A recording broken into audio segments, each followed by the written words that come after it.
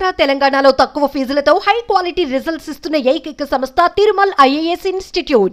Urine pass చేస్తే మనం చేతులను శుభ్రంగా కడుక్కునే వరకు వేరే వస్తువును ముట్టుకోలేం. కానీ అదే మూత్రాన్ని రీసైకిల్ చేసి తాగాల్సి వస్తే ఏం చేస్తాం? వినడానికి విచిత్రంగా విడ్డూరంగా ఉందా? కానీ స్పేస్లో ఉండే వ్యోమగాములు అంటే మన సునీత విలియమ్స్ లాంటి వాళ్ళు అక్కడ తమ మూత్రాన్ని చెమటనే రీసైకిల్ చేసి మంచినీళ్లుగా తాగుతారు. ఆశ్చర్యంగా ఉందా? అసలు స్పేస్ సెంటర్లో వ్యోమగాములు ఎలా జీవిస్తారో ఈ స్టోరీలో చూద్దాం.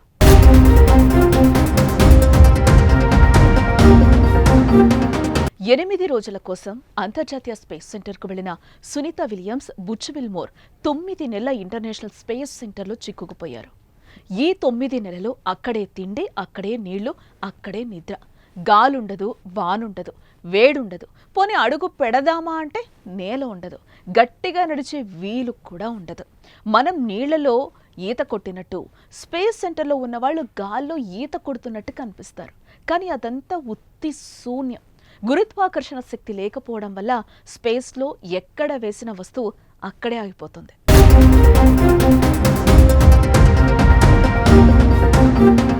స్పేస్లో ఉండే వాళ్ళ భోజనం సంగతి ఏంటి?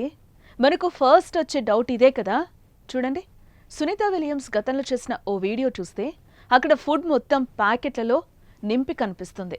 భూమి నుంచి వెళ్లే స్పేస్ క్రాఫ్టుల్లో వాళ్ళకి ఆహారం రెగ్యులర్గా సప్లై చేస్తారు. ఫుడ్తో పాటు వస్తువులు, పరికరాలు పంపుతారు. స్పేస్లో ఉన్న వాళ్ళ ఫ్యామిలీ మెంబర్స్ ఇచ్చే ప్రత్యేకమైన ఫుడ్ని కూడా ప్యాక్ చేసి పంపుతారు. కాబట్టి స్పేస్లో ఉన్న వాళ్ళకి ఆహారం కొరత ఉండదు.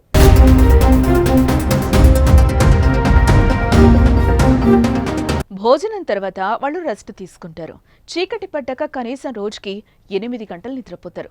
వ్యోమగాములు నిద్రపోవడానికి స్లీపింగ్ బ్యాగ్లుంటాయి. Sunita Williams Butch Wilmore international space సెంటర్లోకి వెళ్లేటప్పటికి మొత్తం 10 మంది ఉన్నారు. అందులో 4 అమెరికన్లు, 3 రష్యన్లు, మరో 3 చైనీయులు. ఆ 10 మందితో కలిసే వీళ్ళిద్దరూ నిద్రపోయారు. నిద్రపోవడానికి ప్రత్యేకమైన జాకెట్లను తీసుకెళ్తారు. మామూలుగా మనం నేలపైన పడుకున్నట్టే అక్కడ నిద్రపోవచ్చు. సునీత విలియమ్స్ ప్రతిరోజు ఉదయం 6:30కి నిద్రలేస్తే విల్మోర్ 4:30కే నిద్రలేచేవాడు. స్పేస్లో ఉన్న వాళ్ళు గాల్లో తేలినట్టు కనిపిస్తారు కదా. దానివల్ల వాళ్ళకి కొన్ని సమస్యలు వస్తాయి. కాళ్ళు, కీళ్లపైన ఎలాంటి భారం పడదు. ఫలితంగా వాళ్లకు కండరాలు, ఎముకలు బలహీనపడే ప్రమాదం ఉంటుంది. అందుకోసం స్పేస్ సెంటర్లో ప్రత్యేక జిమ్ కూడా ఏర్పాటు చేశారు. నాసా తయారు చేసిన ఈ జిమ్లో వెయిట్ లిఫ్టింగ్ చేయొచ్చు, అలాగే ట్రెడ్మిల్ కూడా చేయొచ్చు. అడ్వాన్స్డ్ రెసిస్టివ్ ఎక్సర్సైజ్ డివైస్లను ఇందుకోసం ప్రత్యేకంగా తయారు చేశారు.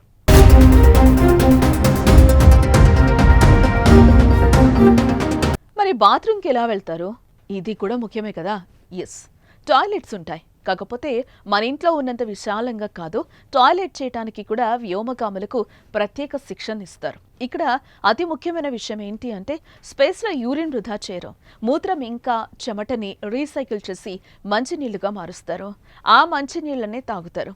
ఇప్పుడు సునీత విలియమ్స్ వెళ్ళిన తర్వాత కొన్ని కారణాల వల్ల వాళ్ళ యూరిన్ని నిల్వ చేశారు. మంచినీళ్లుగా మార్చలేదని చెప్తున్నారు. బట్టల సంగతి ఏంటి? సాధారణంగా ఒక్కో వ్యోమగామి ఒక్కో డ్రెస్ 2-3 నెలలు కూడా వాడతారు. ఎందుకంటే అక్కడ బట్టలకు మురికి పట్టే అవకాశమే లేదు కదా. పూర్తిగా స్పేస్లో ఉండటం వల్ల మురికి ఏర్పడదు. జిమ్ చేసేటప్పుడు ఆ బట్టలకు మురికి ఏర్పడుతుంది. అలాంటి వాటిని కార్గో వెహికల్లో బయటకు విసిరేస్తారు. అక్కడి వాతావరణంలో అవి మండిపోతాయి.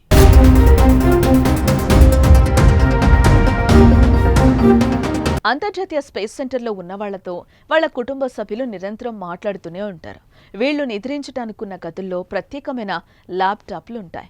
వాటి ద్వారా నేల మీద ఉన్న వాళ్ళ ఫ్యామిలీ మెంబర్స్ ద్వారా మాట్లాడే అవకాశం ఉంటుంది. సునీత విలియమ్స్ తన హై స్కూల్ కూతురుతో నిన్నటి వరకు నిత్యం మాట్లాడుతూనే వచ్చింది.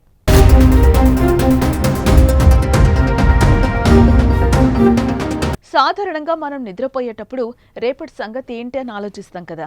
కానీ అంతరిక్షంలో నిద్రపోయే వాళ్ళు రేపటి గురించి ఆలోచించరు.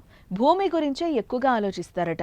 కొందరైతే స్పేస్ సెంటర్ కిటికీ దగ్గర నుంచి భూమిని చూస్తూ నిద్రపోతారట. సో ఇది ఇంటర్నేషనల్ స్పేస్ సెంటర్లో ఉండే వ్యోమగాముల జీవన విధానం.